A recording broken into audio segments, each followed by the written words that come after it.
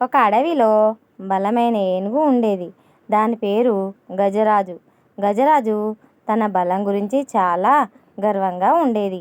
అడవిలోని చిన్న జంతువులను ఎప్పుడూ హేళన చేసేది. తన దారికి అడ్డు వచ్చిన చిన్న చెట్లను, రాళ్లను తొక్కుకుంటూ పోయేది. ఒకరోజు గజరాజు నదికి నీరు త్రాగడానికి వెళ్తుండగా దారిలో ఒక చిన్నల చీమల గుంపు కనిపించింది. ఆ చీమలన్నీ కలిసి ఒక గింజను తమ గూటికి మోసుకు వెళ్తున్నాయి. గజరాజు వాటిని చూసి నవ్వింది. చూడండి, ఈ చిన్న చీమలను ఎంత కష్టపడుతున్నాయో, నా ముందు ఇవన్నీ ఎంతటివి అని తన తొండంతో వాటిని బెదిరించింది.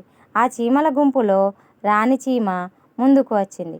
గజరాజా, నీవు బలవంతుడివి కావచ్చు, కానీ మమ్మల్ని ఇలా హేళన చేయడం మంచిది కాదు. బలవంతులైన ఇతరులను గౌరవించడం నేర్చుకోవాలి అని ధైర్యంగా చెప్పింది. గజరాజు ఆ చిన్న చీమ మాటలకు మరింత కోపం తెచ్చుకుంది.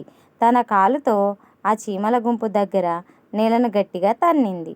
కొన్ని చీమలు ఆ దెబ్బకు చనిపోయాయి. మరికొన్ని భయంతో పరుగులు తీశాయి. రాణి చీమ మాత్రం తప్పించుకుంది. రాణి చీమ గజరాజు ప్రవర్తనకు చాలా బాధపడింది. ఎలాగైనా గజరాజుకు బుద్ధి చెప్పాలని నిశ్చయించుకుంది.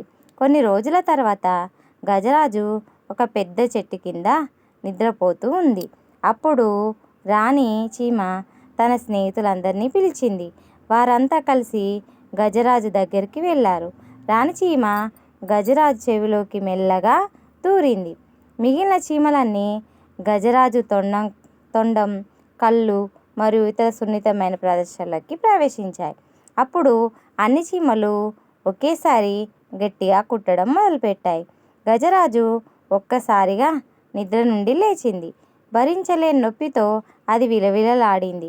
తన తొండాన్ని నేలకు బాదుకుంటూ చెట్లను కొడుతూ బాధతో గట్టిగా అరవడం మొదలుపెట్టింది. ఎక్కడి నుండి వస్తున్నదో తెలియని నొప్పికి గజరాజు చాలా ఇబ్బంది పడింది. తన శరీరం అంతా చీమలు కుడుతుండడంతో అది ఏమి చేయాలో తెలియక అయోమయంలో పడింది. తన బలం అంతా ఉన్న ఆ చిన్న చీమల బాధను తట్టుకోలేకపోయింది. కొంతసేపటికి గజరాజు నొప్పి ఆలలేక నేల మీద కూలిపోయింది. అప్పుడు రాణి చీమ తన స్నేహితులతో బయటికి వచ్చింది. గజరాజా, చూశావా, నీ బలమే గొప్పదా కాదు, మా ఐక్యత తెలివితో ఎవరినైనా ఓడించవచ్చు. చిన్నవారమని ఎవరిని తక్కువ చూడకూడదు అని రాణి చీమ గజరాజుతో అంది. గజరాజు తన తప్పును తెలుసుకుంది. తన గర్వాన్ని విడిచిపెట్టింది. ఆ రోజు నుండి అది అడవిలోని ఏ జంతువును హేళన చేయలేదు.